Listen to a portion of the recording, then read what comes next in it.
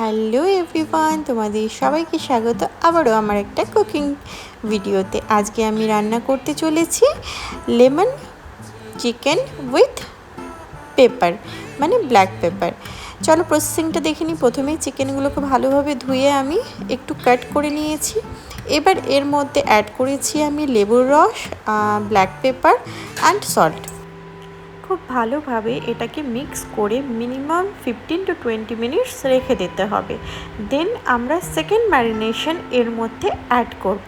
যতক্ষণ second marination add করছি না তার আগে অবধি সেটাকে 15 মিনিট রাখার পরে যে জুসটা তার ভেতর থেকে বেরোবে সেটাকে আমরা বাদ দিয়ে দেবো।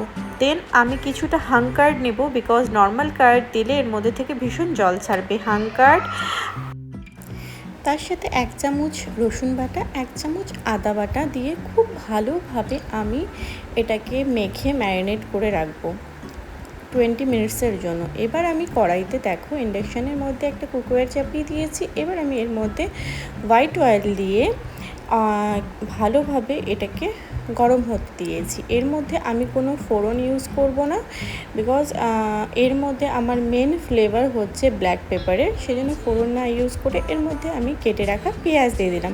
পেঁয়াজগুলো খুব বেশি কুচি না করলেও স্লাইস করে কাটা থাকলেই হবে।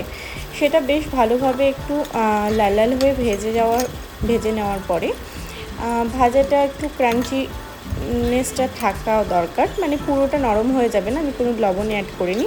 এর মধ্যে আমি 3 চামচ ঘি অ্যাড করে দিলাম আর অল্প একটু ফ্লেভারের জন্য ব্ল্যাক পেপার অ্যাড করে দিলাম, যাতে যেহেতু আমি ফোড়ন করে ইউজ করিনি এর মধ্যে একটা খুব সুন্দর ফ্রেগরেন্স আসবে।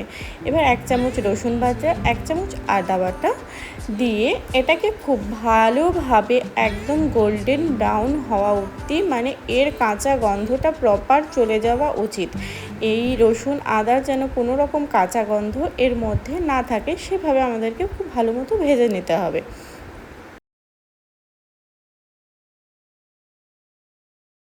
এবার আমি দেখো এর মধ্যে ম্যারিনেট করে রাখা চিকেনটা খুব ভালোভাবে মিশিয়ে নেব। মিশিয়ে নেওয়ার পরে খুব ভালোভাবে এটাকে ভেজে নিতে হবে। দেখতে হবে একদম কম আঁচ রেখে, কোনো জল ইউজ না করে এই দই আর এই মানে চিকেনের থেকে যে জলটা বেরোবে এর মধ্যে এটাকে সেদ্ধ করতে হবে।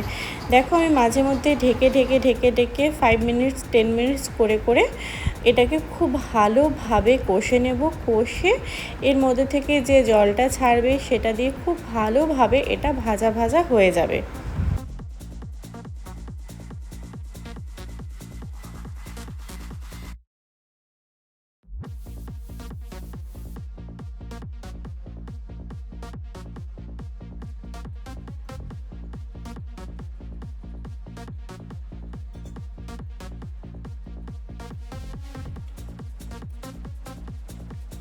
এটা যখন কিছুটা ভাজা হয়ে আসবে তার ওপর থেকে আমি কিছুটা কাঁচা লঙ্কা কুচি ছড়িয়ে দিব, যেহেতু এটা প্রায় শেষের দিকে, সেই জন্য এর মধ্যে আমি আরেকটু লবণ আর একটু গোলমরিচ গুঁড়ো ছড়িয়ে দিলাম।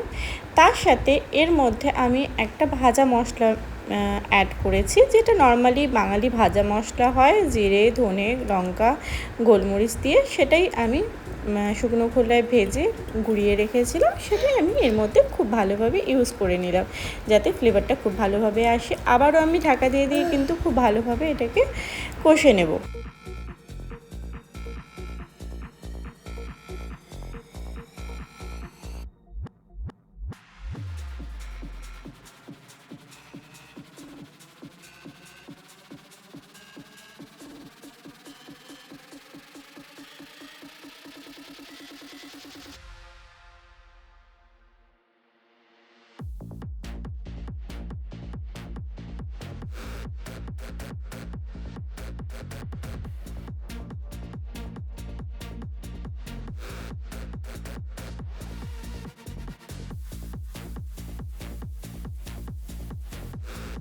এবার একদম লাস্ট পালা, এর মধ্যে আমি কিছুটা পুদিনা পাতা, ফ্রেশ পুদিনা পাতা কুচিয়ে দিয়ে দিলাম। এবার খুব ভালোভাবে নেড়ে চেড়ে এটাকে সার্ভ করব। নান, পরোটা, লুচি, জিরা রাইস যে কোনো কিছুর সাথে এটা ভীষণ ভালো যায়। আমি এর মধ্যে দুটো জিনিস ইউজ করিনি, যেমন টক দইটা একটু পরিমাণ মতো ইউজ করেছিলাম, বিকজ আমার বাড়িতে আমার ছেলে আমাদের সবারই একটু সাইনাসের প্রবলেম আছে, আমাদের দইটা খুব একটা স্যুট করে না। আর তারপরে এর মধ্যে কাঁচা লঙ্কা বাটা আমি ইউজ করিনি, যেহেতু আমার ছেলেরা খাবে। এটা এমনিতেই ব্ল্যাক পেপারের জন্য একটু ঝালঝালি হবে। চলো টাটা।